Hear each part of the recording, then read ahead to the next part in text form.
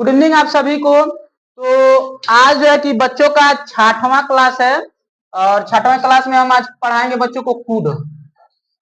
Could क्या होता है पहले इसको हम लोग जान लें। कुड कुड जो है कि कैन का ऑपोजिट है, यानी कैन प्रेजेंट है तो कुड क्या है, पास्ट है। समझ में आया? समझे बात को? तो कैन जो है कि प्रेजेंट टाइम में जो है कि हम लोग यूज करते हैं और कुड जो है कि पास्ट टाइम यानी बीते हुए समय में। ठीक है ना? ठीक, तो इसका थोड़ा डिफिनेशन देखो। कुड का प्रयोग पास्ट पास्ट को हिंदी में क्या कहते हैं, भूतकाल। क्या कहते हैं? भूतकाल। भूतकाल कहते हैं ना। ठीक, में मॉडल एक्सुलरी वर्ब में के रूप में क्या किया जाता है, कुड का यूज करते हैं। ठीक ना? कुड का हिंदी अर्थ क्या होता है, वाक्यों के अंत में क्या आ सकता है, सका। क्या आ सकता है? सका, पाया, सकता था आदि शब्द जुड़े होते हैं। देखो जैसे हमने यहां लिखे हैं, कुड का मतलब क्या होता है, सका या पाया। सका या पाया। समझ में आ रहा है? ठीक, अब देखो यहां सबसे पहले यहां देखो हमने क्या लिखा है, रीजन। क्या लिखा है? रीजन। ठीक ना? ठीक ना? रीजन मतलब क्या होता है, कारण। ठीक ना? जैसे मैं तुम्हारी वजह से अंग्रेजी सीख पाया। देखो हमने यहाँ पाया लिखा था ना, लिखा था ना। समझ में आ रहा ना? मैं तुम्हारी वजह से अंग्रेजी सीख पाया, यानी तुम्हारे कारण अंग्रेजी सीख पाया, जिसका इंग्लिश क्या होगा, I could learn English because of you. अब देखो बिकॉज ऑफ एक समझ जाओ, एक यूज है, बहुत अच्छे से चाहो तो इसको जो कि बोल भी सकते हो। ठीक ना? ठीक ना? तुम्हारे कारण, बिकॉज ऑफ यू। ठीक ना? जैसे मैं एक अध्यापक हूं तुम्हारे कारण, तो I am a teacher because of you. मैं खुश हूं तुम्हारे कारण, तो I am happy because of you. I am happy because of you. ठीक है ना? समझ में आ रहा है ना? कोई दिक्कत? तो यहां देखो हमने क्या लिखा है, मैं तुम्हारी वजह से अंग्रेजी सीख पाया, तो I could learn English because of you. कोई दिक्कत? समझ में आ रहा है ना? अब देखो, तो कुड का उपयोग हम लोग एक रीजन बताने के लिए भी करेंगे। ठीक ना? पास्ट में कोई भी रीजन रहेगा, कोई भी कारण रहेगा, अगर मैं टेंस दे दिया तो वो कुड लगा के बनाना है। ठीक है ना? समझ में आया? अब दूसरा क्या है, पोलाइट रिक्वेस्ट एंड परमिशन। ठीक ना? जैसे तुम हमसे पूछी थी सर ये तो पास्ट में जा रहा है तो क्यों सर यहाँ जो है कि प्रेजेंट में बनाए हैं, इसको इसमें भी यूज कर सकते हो। पोलाइट परमिशन, पोलाइट परमिशन मतलब अच्छे से, क्या तुम मेरे लिए एक गिलास पानी ला सकते हो। ठीक है ना? समझ में आ रहा है ना? तो वही हमने लिखा है, पोलाइट रिक्वेस्ट एंड परमिशन। ठीक ना? जैसे कि यहाँ देखो, क्या आप मेरी मदद कर सकते हो, है ना? समझ में आ रहा है ना? तो क्या यहाँ हो जाएगा, could you please help me. है ना? क्या आप मेरे लिए यह काम कर सकते हो, could you do this work for मी।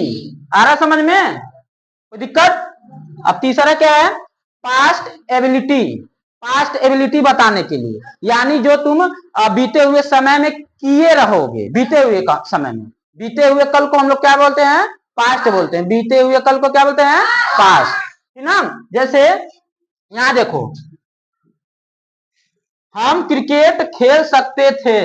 हम क्रिकेट खेल सकते थे। समझ में आ रहा है ना? बीते हुए समय में जो नहीं खेल पाया वो बोल सकता था कि मैं क्रिकेट खेल सकता था। क्या हो जाएगा, वी कुड प्ले क्रिकेट। हम क्रिकेट खेल सकते थे। समझ में आ रहा है?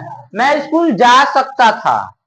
जो पढ़े नहीं है वो अभी जब उनका एज हो जाएगा, जब उनका पढ़ाई के समय खत्म हो जाएगा तो बोलेंगे ऐसा कि मैं भी स्कूल जा सकता था लेकिन मैं गया नहीं। ठीक ना? तो ऐसे ही बोलेंगे, I could go to school, ठीक ना, but I did not go, लेकिन मैं गया नहीं। समझ में आया? उसके बाद क्या है, यहाँ तीनों समझ में आ गया ना? तो कुड का उपयोग हम लोग तीन तीन जो है कि तरीके से करते हैं। पहला रीजन बताने के लिए, ठीक ना? दूसरा पोलाइट रिक्वेस्ट एंड परमिशन, ठीक है ना? उसके बाद पास्ट एबिलिटी बताने के लिए। ठीक है? अब यहाँ देखो हमने लिखा है इसका अफर्मेटिव स्ट्रक्चर। ठीक ना? तो क्या है, subject could V1 object. V1 verb का फर्स्ट फॉर्म लगाएंगे। ठीक ना? Subject could not V1 object, could subject V1 object, could subject not V1 object. ठीक है? समझ में आ रहा है? इसका जो कि WH बना लेना है, स्पेस नहीं था इसके लिए हम लिखे नहीं है। ठीक है ना? इसका दोनों बना लेना, ठीक है ना। ठीक, अब आगे चलते हैं इसका एग्जाम्पल। मैं अंग्रेजी बोल सकता था, ये कौन बताएगा? कौन बताएगा इसे इंग्लिश? मैं अंग्रेजी बोल सकता था, कौन बताएगा? स्टैंड अप, बोलो। I would speak English.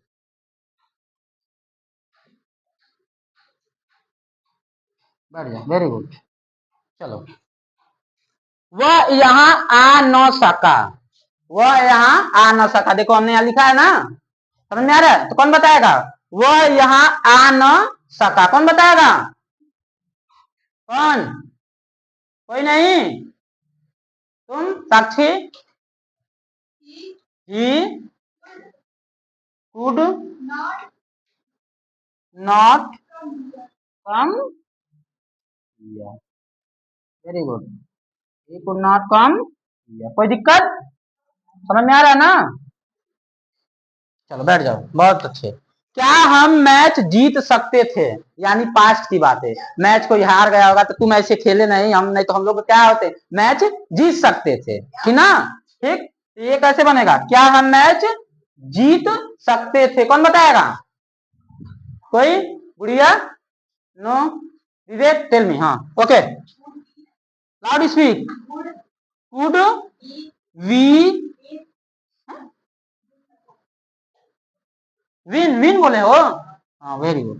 Could we win, win the match, win the match. समझ में आ रहा है ना? Could we win the match, क्या हम मैच जीत सकते थे? क्या हुआ, कोई दिक्कत? क्रिकेट या मैच दोनों बोल सकते हो, कोई दिक्कत नहीं है, है ना। ठीक, क्या राज तुम्हें देख न सका? क्या राज तुम्हें देख ना सका, कौन बोलेगा? कोई? उधर से आदर्श, आदर्श यादव, इधर से पलक, अलकमा, स्टैंड अप।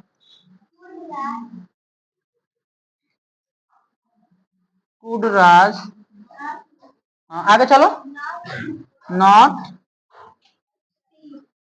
सी तुम्हें, यू, वेरी गुड, बैठ जाओ।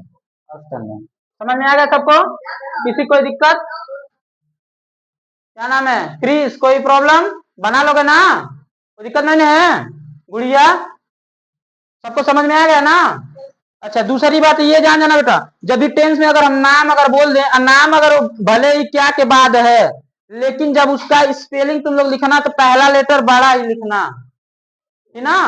पहला लेटर कैपिटल ही लिखना है, ये दिमाग में रहे, नहीं तो अन्यथा हम गलत कर देंगे, ठीक है ना। नाम किसी का भी रहे, जब भी टेंस बनाना, और भले वो क्या के बाद आ रहा है, लेकिन कहीं भी आ रहा है ना, तो उसका जो है कि पहला लेटर बड़ा ही लिखना है, ठीक है ना, नहीं तो रॉन्ग होता है। ये जो है कि ग्रामर का रूल होता है, ठीक है। समझ में आया? कोई दिक्कत? तो थोड़ा स्पीक करो। चलो, मैं बोल सका,